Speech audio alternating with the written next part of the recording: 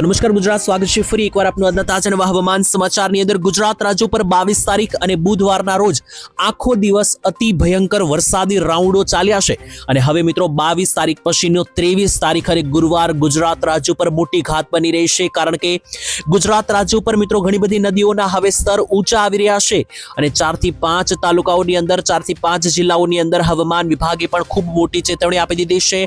અંબાલાલ પટેલે પણ મિત્રો પૂરજનક પરિસ્થિતિ ઊભી થઈ શકે તેવી ચેતવણી આપી દીધી છે, તેથી તમામ લોકોએ પોતાની તૈયારીમાં રહેવું તેવું પણ જણાવી દેવામાં આવ્યું છે, જેના વિશે આજના આ વિડીયોમાં અમે વિસ્તારથી તમને આ માહિતી આપીશું કે કયા કયા વિસ્તારમાં આ રીતનો સમય બની શકે, કયા કયા વિસ્તારોમાં પૂરેપૂરી તૈયારીમાં તમારે રહેવું પડશે। તો ચાલો મિત્રો ટાઈમ બગાડ્યા વગર હવે વિડીયોની શરૂઆત કરીને આગળ જોઈએ કે કયા કયા વિસ્તારોમાં કેટલા વરસાદો જોવા મળવાના છે, સિસ્ટમ કેવી જોવા મળી રહી છે, વેધર મોડેલો આપણી પાસે આવ્યા એ શું જણાવી રહ્યા છે, બધી જ માહિતી તમને આપવામાં આવશે। એની પહેલા વિડીયોમાં આગળ વધીએ એ પહેલા જણાવી દઈએ કે મારી ચેનલને સબસ્ક્રાઇબ નથી કરી તો હાલ મિત્રો અત્યારે જ સબસ્ક્રાઇબ કરી લેજો, કારણ કે હવામાનની બદલતી જતી પળે પળની અપડેટ તમારા સુધી અમે વહેલી તકે પહોંચાડતા રહીશું। અને બીજી બાજુ મિત્રો એક ડિસ્ક્લેમર આપવા માંગીએ છીએ કે વિડીયોમાં જે પણ માહિતી આપવામાં આવે છે બધી વેધર મોડેલો, ડેટાઓ અને આંકડાઓને આધારે છે, જેની કોઈ પણ પ્રકારે રિસ્પોન્સિબિલિટી અમે લેતા નથી। તો મિત્રો શરૂઆત કરીએ। સૌથી પહેલા જોઈ લો, અત્યારે હું તમને સેટેલાઇટ એટલે કે ઉપગ્રહના માધ્યમથી લાઈવ સિસ્ટમ દેખાડી રહ્યો છું અને આ કાળા કલરના સર્કલમાં રહેલું છે આપણું ગુજરાત, અને ગુજરાતની નીચે સાઈડમાં, બાજુમાં અને બીજી સાઈડ એટલે મિત્રો ચારે ચાર દિશા તરફથી ગુજરાત હવે ઘેરાઈ ચૂક્યું છે મહાકાય મોટી સિસ્ટમોના વાદળોથી, અને વચ્ચે રહેલું છે ગુજરાત રાજ્ય। 22 તારીખનો દિવસ તો મિત્રો આખો દિવસ ગુજરાત રાજ્ય માટે ખૂબ જ ઘાતક રહ્યો છે, કારણ કે 22 તારીખની અંદર ગુજરાતની અંદર 15-16 ઇંચના વરસાદ એક તાલુકાઓમાં અને 40 ઇંચના વરસાદ એક જિલ્લા ઉપર પડ્યા છે અને દક્ષિણ ગુજરાતમાં આભ ફાટ્યું છે, પરંતુ હવે 23 તારીખથી આ સિસ્ટમ આખા ગુજરાતમાં ફેલાતી જોવા મળી રહી છે। તેના વિશે આજના આ વિડીયોમાં હું તમને વિસ્તારથી માહિતી આપવાનો છું। તો ચાલો મિત્રો ટાઈમ બગાડ્યા વગર હવે આગળ વધીએ અને હું તમને લાઈવ સિસ્ટમ તો મેં તમને દેખાડી દીધી, વાદળો પણ તમે અહીંયા જોઈ લ્યો તો ગુજરાતના પટ્ટા ઉપર કાળા ડિબાંગ મોટા વાદળોનો ઘેરાવો અત્યારે હાલ મજબૂત બનતો જોવા મળી રહ્યો છે। એની સાથે ગુજરાતમાં આગામી કલાકોમાં કઈ કઈ જગ્યાએ કેટલા વરસાદ પડશે એના વિશે સંપૂર્ણ અપડેટ આપું તો શરૂઆતમાં મિત્રો મારે તમને એ બધી માહિતી આપવાની છે, ત્યાર પછી હું તમને જોઈ લો તો હું આંકડાઓ લઈને પણ આવ્યો છું। જોઈ લો મિત્રો કઈ કઈ જગ્યાએ કેટલો વરસાદ પડ્યો, સાથે આગામી 2 દિવસ કેવા રહેવાના છે, આ બધા નકશાઓ પણ અમારી પાસે આવી ચૂક્યા છે। આ નકશા હું તમને આગળ વિડીયોમાં જણાવીશ, પરંતુ એની પહેલા ગુજરાત રાજ્યના કોઈ ગામના નામને આધારે હવે હું તમને વરસાદની અપડેટ આપી રહ્યો છું, એ પહેલા આપણે જોઈ લઈએ જેથી કરીને સંપૂર્ણ માહિતી તમને મળી જાય। તો મિત્રો જોઈ લો અહીંયા 23 તારીખથી જે છે તે વરસાદનું જોર અતિ ભયંકર બનતું જોવા મળી રહ્યું છે। મોડી રાત્રિથી જ આ વરસાદી તાંડવ દક્ષિણ ગુજરાત રાજ્ય માટે કાળ સમાન બનવાનું છે। નદી નાળા છલકાઈ ચૂક્યા છે। દક્ષિણ ગુજરાતમાં સુરત, નવસારી અને વલસાડમાં નદીના સપાટી અને સ્તર મિત્રો ખૂબ ઉપર ઊંચા આવી રહ્યા છે, જેથી કરીને મિત્રો પૂર સમાન વરસાદની પણ આગાહી આપવામાં આવી છે દક્ષિણીય ભાગોની અંદર, જેમાં જોઈ લો તો સુરત, નવસારી, વ્યારા, બારડોલી અને ડાંગ આ જિલ્લાઓની અંદર રાત્રિ દરમિયાનથી લઈને મોડી બપોર પછી અને રાત સુધી અતિ ભયંકર વરસાદોની આગાહીઓ સામે આવી રહી છે। અને અત્યારે હાલ જોશો તો સુરત, નવસારી, વલસાડ અને ડાંગની અંદર આગામી કલાકોની અંદર મિત્રો 10-10, 12-12 ઇંચના વરસાદોની આગાહી જણાવી દેવામાં આવી છે એવું મિત્રો અહીંયા લાગી રહ્યું છે। તેની વચ્ચે જેટલી પણ મિત્રો નદીઓ રહેલી છે દક્ષિણીય ભાગોમાં, ત્યાં આગળ મિત્રો નદીઓના સપાટીઓ હવે ખૂબ જ ઉપર આવતા લોકોને ચેતવણી આપી દેવામાં આવી છે। અંબાલાલ પટેલે કેટલાક વિસ્તારમાં પૂર સમાન વરસાદ પણ આવી શકે, પૂરની પરિસ્થિતિઓ પણ સર્જાઈ શકે તેવી ચેતવણી પણ આપી છે, જેથી દક્ષિણ ગુજરાતમાં આવતા સુરત, નવસારી, વલસાડ અને આહવા ડાંગના જેટલા પણ તાલુકાઓ છે તૈયાર થઈ જજો। હવે મિત્રો વારો આ વિસ્તારોનો રહેવાનો છે અને ત્યાર પછી 23 તારીખે બપોર પછીથી લઈને રાત્રિ સુધીમાં મધ્ય ગુજરાતમાં પણ આગામી કલાકોમાં તૂટી પડશે વરસાદ। વાત કરી રહ્યો છું મિત્રો 23 તારીખ અને ગુરુવારની, 23 તારીખ અને ગુરુવારની અંદર વહેલી સવારથી જે આપ ફાટવાનું છે તેની અંદર નર્મદા અને તાપી લાગુના વિસ્તારોમાં પણ જોઈ લો સવારથી બપોર સુધીમાં અતિ ભયંકર વરસાદ ઘાતક રીતે જોવા મળી રહ્યો છે। ડેડિયાપાડા, રાજપીપળા, ભરૂચ, અંકલેશ્વર અને કીમ સહિતના ભાગોની અંદર દક્ષિણીય ભાગોમાં બધા જ વિસ્તારોમાં રિક્ત સ્તરનું આભ ફાટશે। 10-10 અને 12-12 ઇંચના વરસાદો માટે તૈયાર રહેજો અને રસ્તાઓની અંદર પણ પણ પાણી ભરાઈ શકે। બીજી બાજુ આ જ વિસ્તારોમાં આગળ વધતા જઈએ તો જોઈ લો મિત્રો, વડોદરા લાગુના વિસ્તારોમાં પણ સિસ્ટમ કોઈ નબળી રીતે નથી બની રહી। વડોદરા બાજુનો જે છોટાઉદેપુરનો વિસ્તાર છે, બારડોલી છે, વાઘોડિયા છે, કરજણ, ડભોઈ, વડોદરા, આણંદ, સાવલી, કલોલ, આ બધા જ સેન્ટરોની અંદર ગુજરાત રાજ્યમાં તાંડવ મચી જવાનું છે।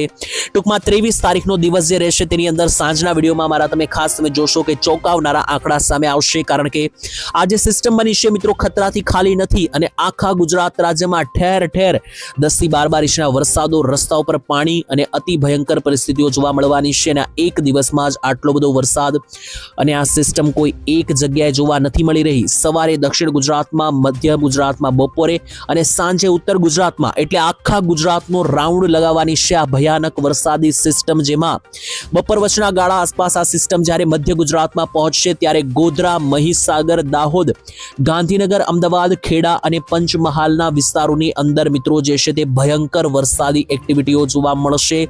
ગાજવીજ સાથે અને આંધી તોફાન સાથેના વરસાદોમાં કડી, વિરમગામ, અમદાવાદ, નડિયાદ, ડાકોર, બાયડ, કપડવંજ, બાળાસિનોરથી લઈને ગોધરા, દાહોદ, મહીસાગર અને પંચમહાલ સુધીના બધા જ વિસ્તારોમાં તમામ પ્રકારની તૈયારીમાં રહેજો।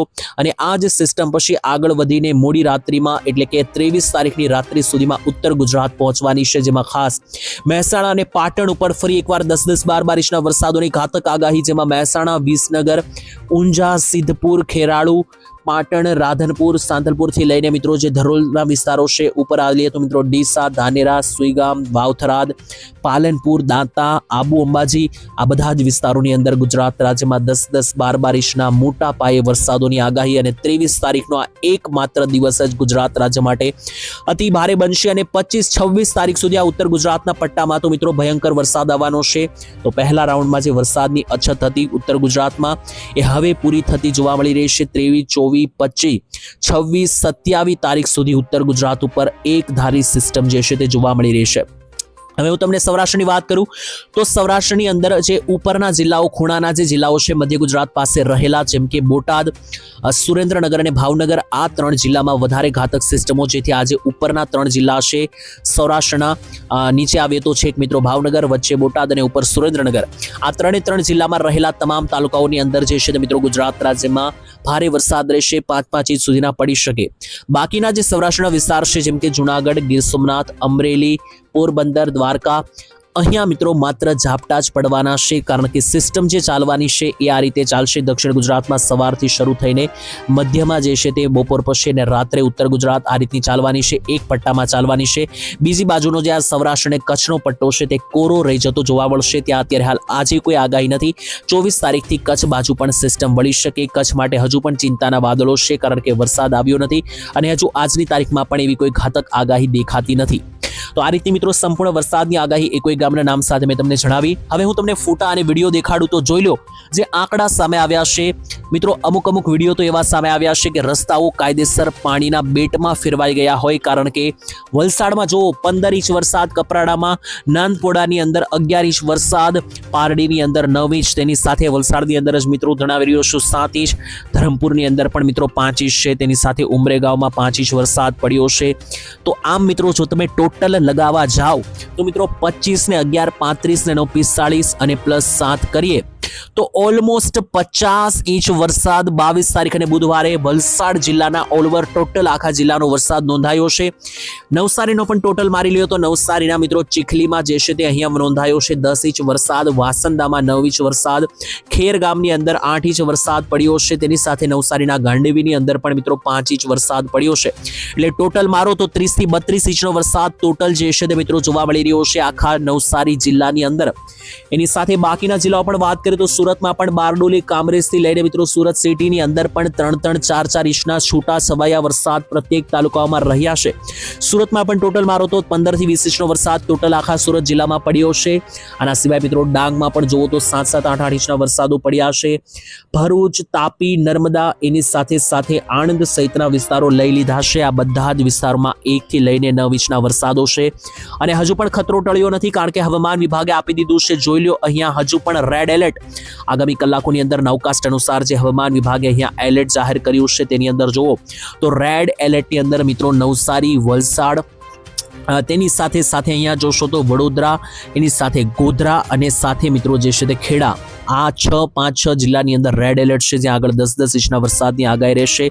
ઓરેન્જ એલર્ટની વાત કરીએ તો ઓરેન્જ એલર્ટમાં પણ તમે જોશો તો સુરત, તેની સાથે સાથે ડાંગ, નર્મદા, તાપી, ભરૂચ, મધ્યની અંદર જોશો તો દાહોદ, મહીસાગર, પંચમહાલ, બનાસકાંઠા, સાબરકાંઠાથી લઈને અરાવલી અને અમદાવાદ સહિતના વિસ્તારોની અંદર યલો સિગ્નલ, ઓરેન્જ સિગ્નલ, સૌરાષ્ટ્રના ગીર સોમનાથમાં પણ ઓરેન્જ સિગ્નલ છે. તો આ બધા જ વિસ્તારમાં સાવચેતી રાખવી પડશે.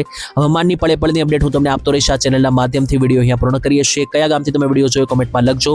વિડીયો પસંદ આવ્યો તો લાઈક કરવાનું ભૂલતા નહીં. ફરી કાલે મળીશું, ત્યાં સુધી ધન્યવાદ. જય માતા.